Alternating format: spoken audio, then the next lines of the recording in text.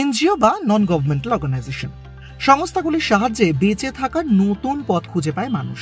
তারা যারা দুস্থ, সমাজে পিছিয়ে পড়া, ভয়ঙ্কর অপরাধের শিকার হওয়া, কিংবা তারা যারা জীবনের শেষ পর্যায়ে এসে পৌঁছিয়েছেন, যাদের পাশে আর কেউ নেই, বেঁচে থাকার আশার প্রদীপটাও শিবরাত্রির শেষ সলতের মতন জ্বলছে। তাদের পাশেই দাঁড়ায় এনজিওরা। কিন্তু সেখানেই গল্পের শুরু। বহু এনজিও আছে যারা ঠিকমতো সাহায্যপ্রাপ্ত নন, কিংবা কোন পথে এগোতে হবে তাও জানেন না।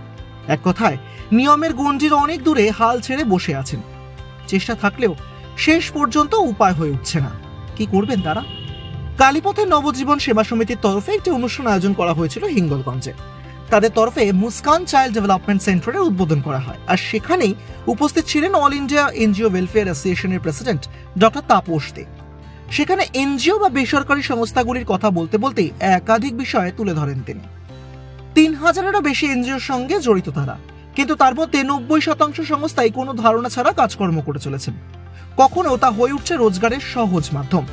বহু বিশিষ্টজনেরা বহু এনজিও খুলছেন, কিন্তু কিভাবে এগোতে হবে তা জানেন না। তাদের নথিপত্র ঠিক নেই। সারা বছর কি কি কর্মকাণ্ডের মধ্যে দিয়ে তারা একটি এনজিও চালাচ্ছে সেই বিষয়ে সাল শেষে নথি তৈরি করলেও তার মধ্যে বহু গরমিল তৈরি হচ্ছে। এই ধরনের সমস্যাও দেখা যাচ্ছে বহু ক্ষেত্রে। বার্ষিক তথ্য এবং অডিটের সঙ্গে সম্পর্ক নেই বললেই চলে, অর্থাৎ গোড়ায় গলদ। অর্থাৎ এক ধাক্কায় কেন্দ্রীয় সরকারের তরফে কোনো রকম অনুদান আর হাতে এসে পৌঁছচ্ছে না। কেন্দ্রীয় সরকারের তরফে অনুদান দেওয়ার আগেই একটি দীর্ঘ নিয়মাবলী পেশ করা হয় তাদের তরফে, কিন্তু সংস্থাগুলি সেই নিয়মাবলী না পড়েই আঁশড়ে নেমে পড়ে। প্রচুর পরিমাণ টাকা খরচ করে যখন তথ্য বা নথি তৈরি করা হচ্ছে এবং জমা দেওয়া হচ্ছে, তারপরেও তাদের হাতে আসছে না কোনো রকম আর্থিক অনুদান, যার ফল মারাত্মক। তৈরি হচ্ছে হতাশা, পিছিয়ে পড়ার মনোভাব। তবে তার হাত থেকে রেহাই পাওয়ার কি কোনো রাস্তা নেই? ডক্টর তাপস দে অবশ্য জানাচ্ছেন উপায় রয়েছে। প্রত্যেক মাসে এবং প্রত্যেক সপ্তাহে বহু ক্ষেত্রে শিবির চালানো হচ্ছে।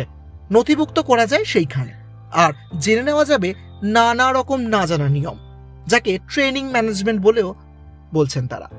এখানেই শেষ নয়, প্রত্যেক দিন বেড়ে চলা এনজিওগুলির ভিড় বাড়ছে, চাপ তৈরি হচ্ছে প্রতিদ্বন্দ্বিতা। একটি উদাহরণ দিয়ে তিনি জানান, একটি এনজিও বার্ষিক 10 কোটি টাকার কাজ করে থাকলে খুব স্বাভাবিকভাবেই এগিয়ে থাকা যাবে যে এনজিওটি বার্ষিক 10 লাখ টাকার কাজ করছে, এবং তার কারণটাও জলের মতন পরিষ্কার।